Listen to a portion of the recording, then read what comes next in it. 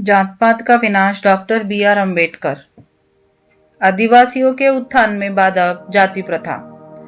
हाल ही में कुछ क्षेत्रों को वर्जित और कुछ को आंशिक रूप से क्षेत्र में शामिल किए जाने पर जो विवाद चला था, उसने लोगों का ध्यान अनायास ही आदिम आदिवासियों की स्थितियों की ओर आकर्षित किया है। इन आदिवासी कबीलाई लोगों की संख्या अधिक नहीं तो 1,30,00,000 होगी। आजकल यह संख्या बढ़कर कहीं अधिक भी हो चुकी होगी। यदि हम इस सवाल को अलग छोड़ दें कि इनको संविधान में शामिल किया जाना उचित है या अनुचित, फिर भी यह सच है कि उस देश में जो हजारों वर्षों की पुरानी सभ्यता की डींगे मारता है, ऐसे देश में आदिवासी अपनी आदिम असभ्य अवस्था में ही रह गए। यह केवल असभ्य ही नहीं, बल्कि इनमें से कई ऐसे भी हैं जिन्होंने ऐसे काम धंधे अपना रखे हैं जिनके कारण इन्हें आपराधिक वर्ग में रखा है। सभ्यता की छाती पर 1,30,00,000 लोग आज भी आदिम अवस्था में रहते हुए परंपरागत आपराधिक जीवन व्यतीत कर रहे हैं।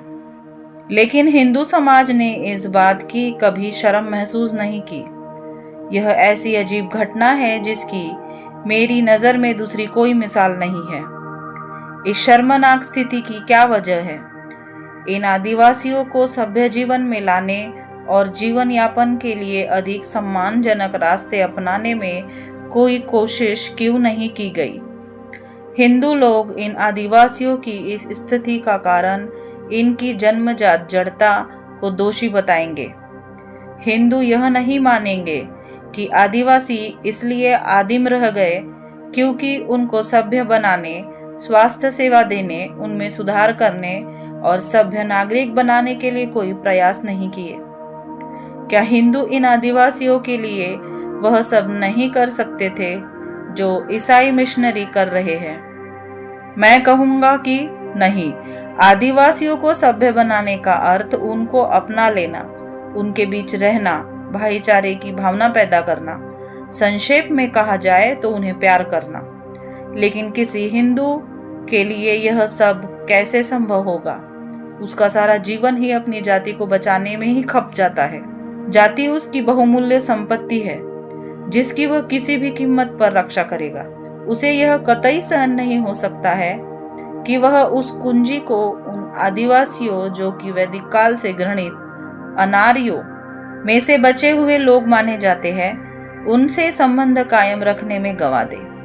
ऐसा नहीं है कि किसी हिंदू को पीड़ित मानवता के उत्थान की और उसके कर्तव्य के एहसास को नहीं सिखाया जा सकता।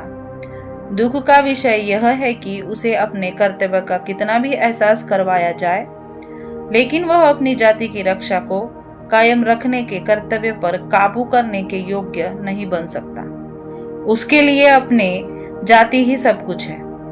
अतः जाति ही वह कारण है जिसकी वजह से हिंदू सभ्यता के बीच आदिवासी इस आदिम बर्बर दयनीय स्थिति में जी रहे हैं और हिंदुओं को न तो इसके लिए शर्म है और न कोई पछतावा। हिंदुओं ने सच्चाई को भी नहीं जाना कि ये आदिवासी उनके लिए एक खतरे का कारण भी बन सकते हैं।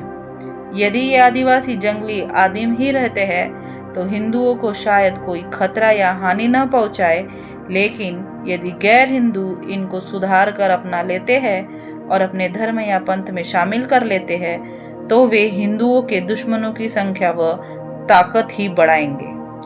यदि ऐसा होता है तो हिंदुओं को अपनी जाति व्यवस्था को कोसने के अलावा कुछ नहीं रहेगा।